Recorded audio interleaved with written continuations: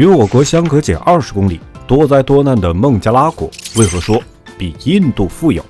孟加拉国地理位置在一定程度上非常优越，在国际舞台上却默默无闻。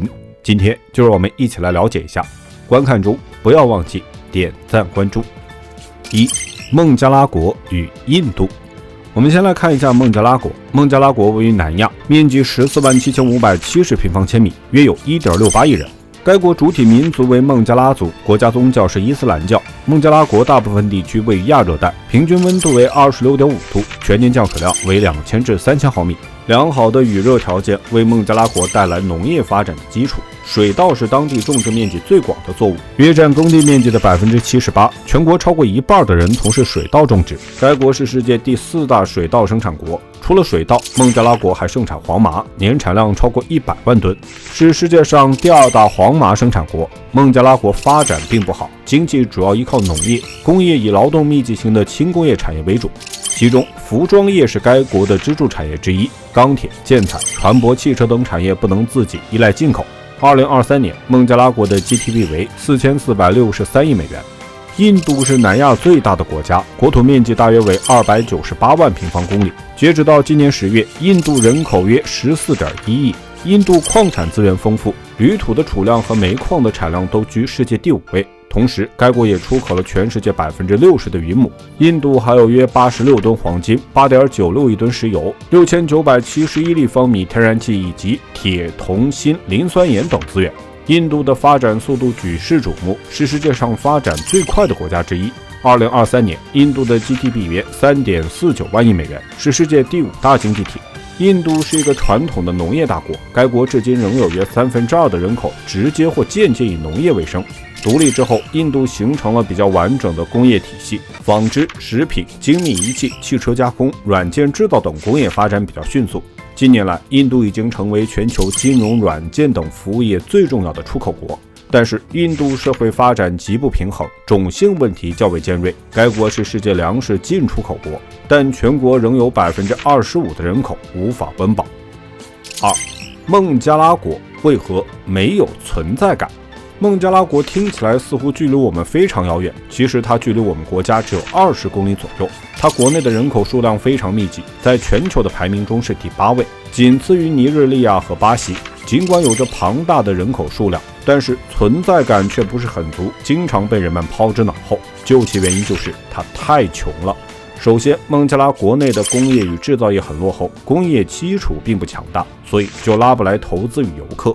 其次就是境内的自然条件不好，就难以发展旅游业。孟加拉国大部分地区属亚热带季风气候，湿热多雨，这样的条件不用说是发展旅游业了，就连生活在这里的居民都很艰难。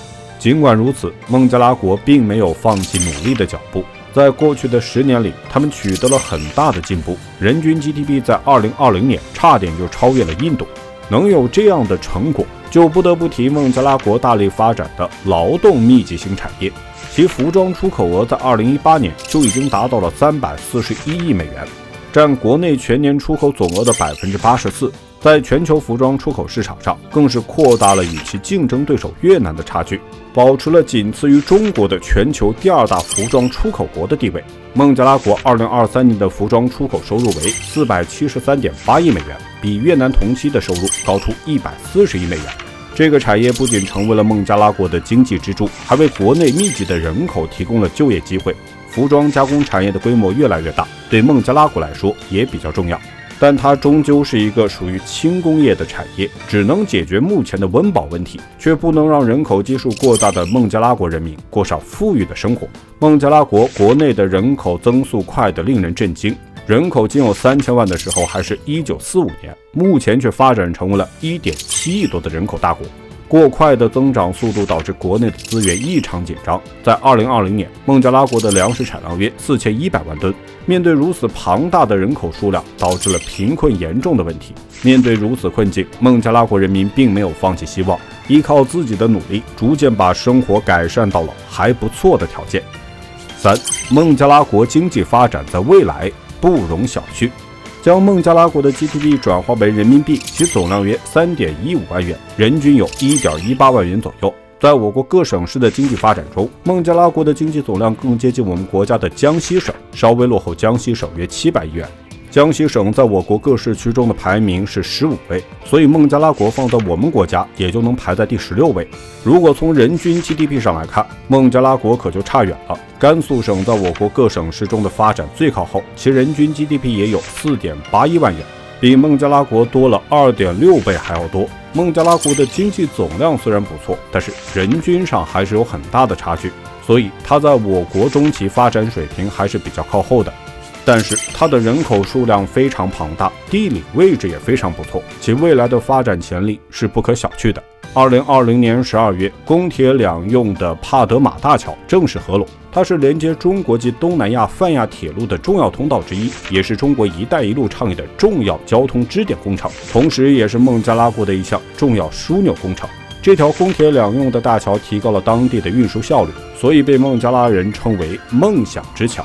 2018年，在教育和基础设施双管齐下中，孟加拉国初步摆脱了最不发达国家的称号。